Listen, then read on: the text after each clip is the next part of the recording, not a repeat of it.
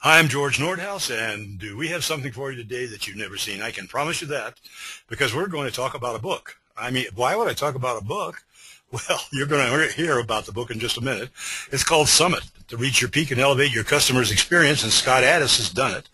And let me tell you about Scott. He's the founder and president of the Addis Group. He had a wonderful agency over there. It's something like 60 people still agency, but Scott he's still you're the president still, aren't you? Chairman or president? Yes, I am, George. Yeah. Are you active in that still? I'm very active. God, I don't see how you do all this, but you do have a firm that bought it, works with you, and okay, I won't go into the details on that, but it's an amazing story because this started in 1990.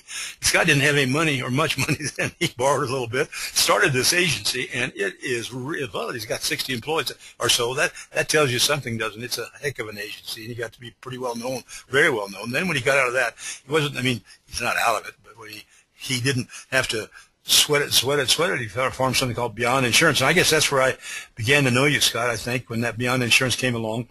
And now he's got the global network. I didn't know it was that big, though. Fourth largest agent broker network. Wow. You can tell people about that later on. Anyhow, he has written this book. And before we start to tell about it, I just want to tell you that of all the books I've read in all my many years of being in this business, this is the one that means more to me than any of them, that is written by an agency, because it's just phenomenal. It's written by an agent. It's just phenomenal what this book has done. And I'd rather me tell you about it. I'm going to let him tell you about it. Scott, you the man. Take it. Well, George, thank you very much. You know, it's my honor to be with you today. But, you know, it's interesting. A few years back, as I was coaching and mentoring some producers and agency principals and sales leaders from all walks of life, I began to realize that there was a gap, and the gap was between potential and performance. And you think about it in life, we have so much potential, but is the potential being realized? So that's what Summit's all about. It's all about trying to help those people in our industry, and in some cases outside the industry, really go ahead and maximize their potential to reach their true performance. So who's it for, actually? Well, it's interesting. It's I initially focused it on producers and agency principals, but I have to say a lot of people said, my gosh, Scott, this is for any person who touches a customer, anybody who's involved. So I would say it goes far beyond just producers and agency principals. So it's really whoever has the influence over the customer experience journey. Before you talk about that Ascending the Mountain, let me tell you this, that I read that book at a time, just a month ago or so when I started reading it. And the book's just coming out now, guys, but you know, he sent me an advance copy. And when I read it actually changed the direction I was going in one way here. And I mean, one thing, and I can't even tell you why, but it did, because it's easy to read and understand. But take it from there. Let's talk about the mountain. Well, you know, it's interesting. I'm not a mountain climber. I'm actually a little bit scared of heights. But having said that, I said, how do I really put something out there that people can relate to? And the idea of reaching the summit centers on disciplines and skills that really support achieving one's full potential to maximize performance. So if you think about it, the peak of a mountain represents the point where potential and superior performance intersect. In some ways, George, it's almost like a vantage point reserved exclusively for those individuals who really want to be difference makers in the business of insurance and risk management. I agree with you, and I like the way you did the elevations, because when you see when they're climbing Everest or everything, these are the four things they really do. So go ahead. Yeah, and it's interesting. When I put it together, I said the elevations really represent one's progression in gaining skills to deliver that customer experience. In some ways, think of like ready, aim, fire, with the fire being the focus on the customer differentiation and brand loyalty. But also in the book, there's a really heavy, heavy dose of self-reflection. I really want people to sit back and self-reflect of where they are on their journey to the peak. Well, I hope they will, and I'm sure they will. This is great. So elevation 1 is preparing. All right. Yeah, I mean, this is all about preparing for the climb. We go through a lot of different skills, for example, looking at one's natural strengths, finding your passions, visioning and goal setting, work-life balance. It's really, in many cases, these are skill sets you must have even to begin your climb. So even before you begin, you've got to have these skill sets. The one I'd like to spend a moment on is really going to be natural strengths. And if you think about it, as natural strengths represents in many cases, almost like a freedom to be yourself, to appreciate one's instinctive talents, and knowing how to harness these talents to really move ahead with purpose and passion. But George, you know and I that most people have gone through life and they never really discover what are their unique abilities, what are their unique strengths. You know, we go back in school and we're taught to focus on our weaknesses. George and Scott work on this or work on that. But in Summits, we focus on your natural strengths and how to capitalize upon them. Amen. I think most people really don't think about this, don't you? Yeah, but it's so true. I mean, why at a certain age, why try to harp on your weaknesses? Take the things you're good at and really focus upon them. I agree. Yeah. Okay. So vision and goals. Go ahead. Take it. You know, the other thing, I just want to spend a moment. We not saying this is everything we have to be, but I have to say, can you imagine that if one can really have a passion and purpose for their profession, they've got visions for future success supported by goals, and they've mastered work-life balance, it becomes a pretty interesting and positive life. It sure does, you know. And then before that, I'm gonna comment on your passion. I'm gonna quote you a couple of times when we get towards the end here. Some of the things that you're talking about here, and I'll let people know what it really sounds like. So I mean, what it really means, because it goes to the heart of the matter. Go ahead. Work-life balance. Well, you know, it is interesting, and a lot of people who've read the advanced copy of the book are appreciative because I expose myself and let them know that I do struggle with certain things. I have to say I have a real, I'm challenged many times because I have a fear of failure, and I over-prepare in many cases. I also have a rejection sensitivity issue, and I also sometimes really fight with work-life balance. But I have to say that as I kind of face that head-on, I've come to realize that I'm not alone. And George, you know a lot of individuals, especially today, who are really trying to reach the peak or challenged with balancing life with work. And the expression really means having equilibrium amongst all priorities of life. So I put it out there in the book, and I said, look, I by no means am perfect, and this is one area I really, really am challenged. You know, I do, however, I'm sorry, George. You know, well, I'm just going to say, what I like, really, one thing I really like about the book is that you say, this is where I'm not very good. I mean, most people don't say that. Most people don't even know where they're not very good. But you say it, and I kind of got, after a while, I started really feeling sorry for you. And I know how good you really are at all these things. But it was funny. And then you also, what I like about it is that when you're writing about all these things, and this is not a long, hard book to read. The chapters are nice and short, and I like that. But you use examples of other people that we all know, and I don't give them now, but I mean, you know, great athletes, great whatever they are, and you show what they've done and so forth. That's a great one, visualization.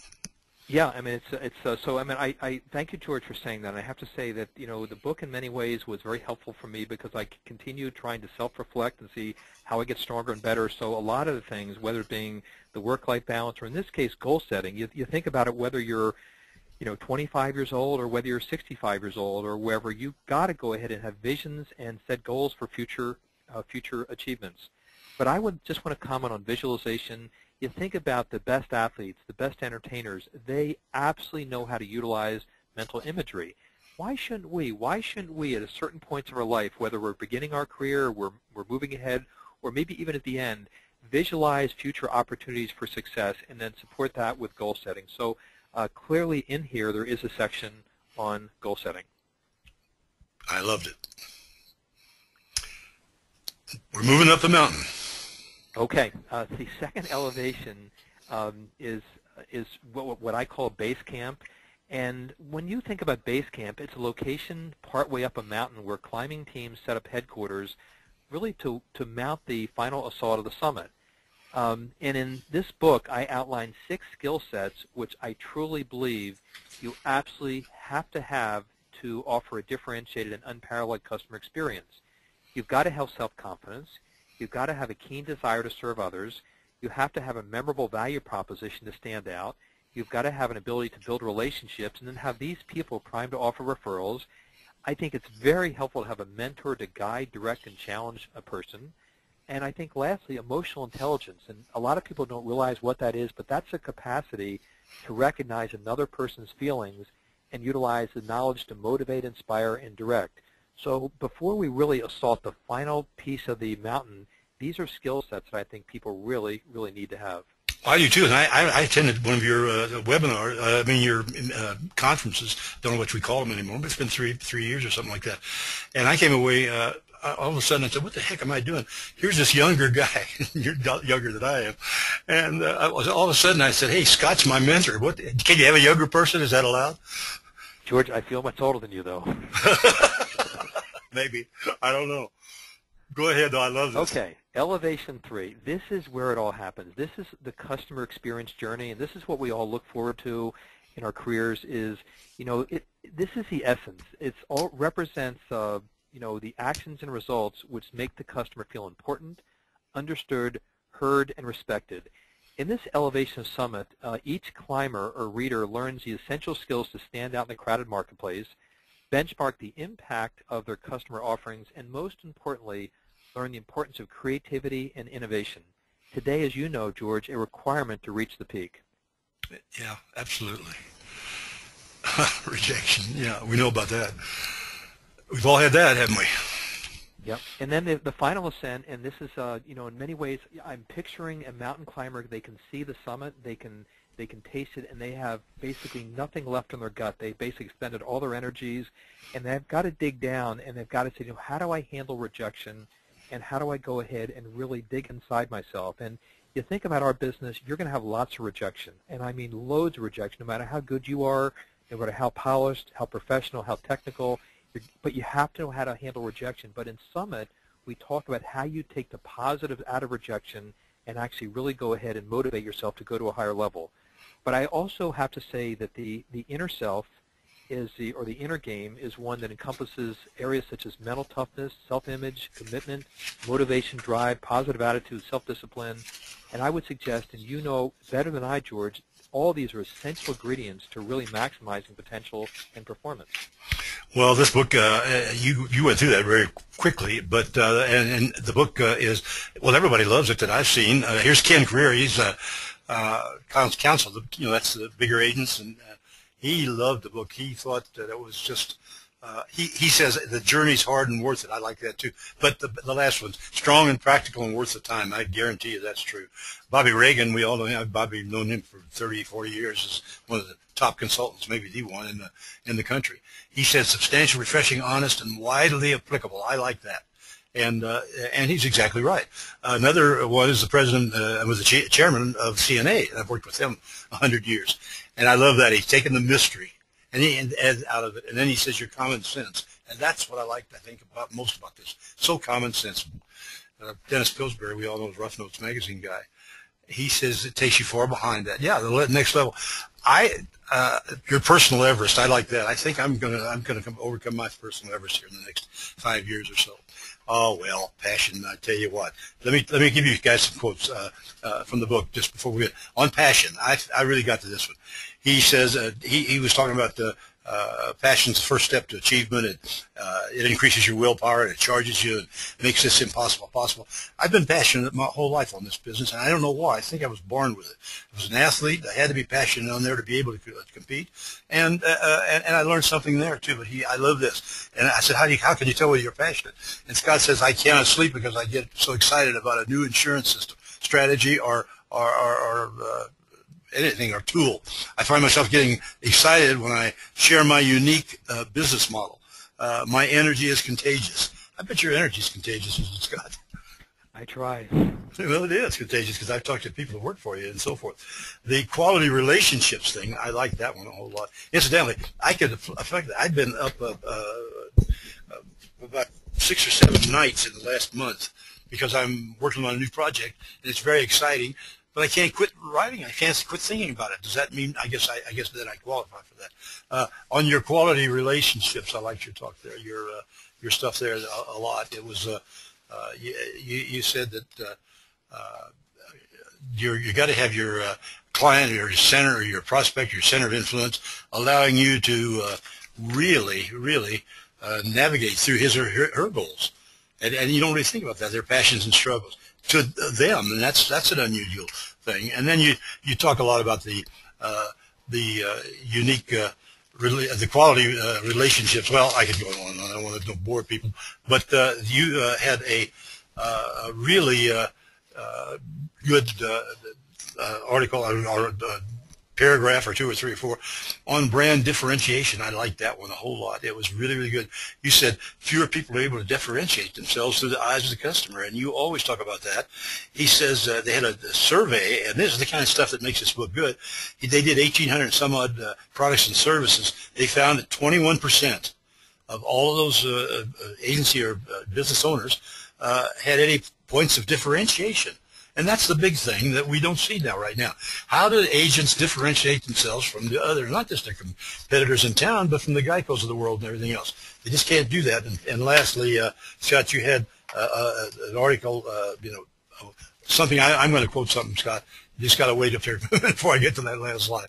And that is this, that something that meant more to me, I think, than anything you've seen. Well, I'll tell you what, let's do. And rather than do that, I'm going to go back to it right now. I'm going to tell you what it is. When you said that people don't differentiate themselves, that agents don't know how to differentiate themselves, and your big push will be, I'm sure, on commoditization. You hate it, and I hate it, and we've got to figure out a way to do it. But you said something, and I've used these 5 characteristics. I'm going to use it, Scott, and I'll give you a little credit here and there along the way. But it says that it says that these 5 characteristics have got to be present in every agency if you're going to have long-term success.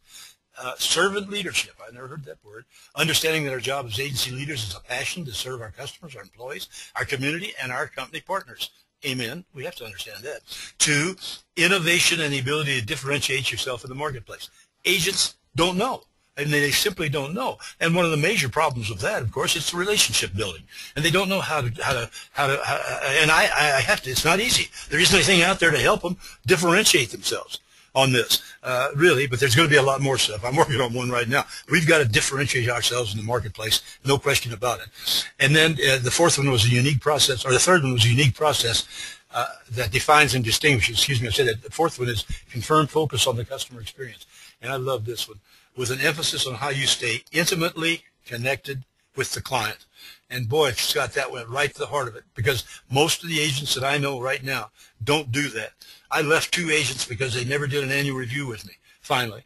And finally, the 5th one you said, and to me it makes such great sense, is the ability to get inside the family unit or the business, inside it, to identify, measure, prioritize, and mitigate risk. I thought that was beautiful, and I think the whole book's beautiful. I like to really suggest that people get your book. It's not expensive at all. It's going to mean a lot of difference to you. Get one for everybody in your agency, I would. You can find it right there, www.scottaddisbook.com, or you can go back to our email that brought you this today and look in there, and I have a link to the order form. And it's very inexpensive, and you can order it right there. And believe me, it's worth it. And incidentally, while you're back there, you can always go and get the Insurance Community Center quiz flash of the day, and that's neat every time. And the Agents of America Errors and Omissions Tip of the Week, that's good too. And always remember, you can go to roughnotes.com, and on the front page there, you're going to find all of these, including this one we've just done right now, as well as the other ones that Scott has done with us, right there on the archive. Scott, you got a great book. I hope people will get it. If I can be of any more help to you, let me know, will you? And thank you for this. Thank you very much. I appreciate having a chance to speak to your audience. It's my pleasure.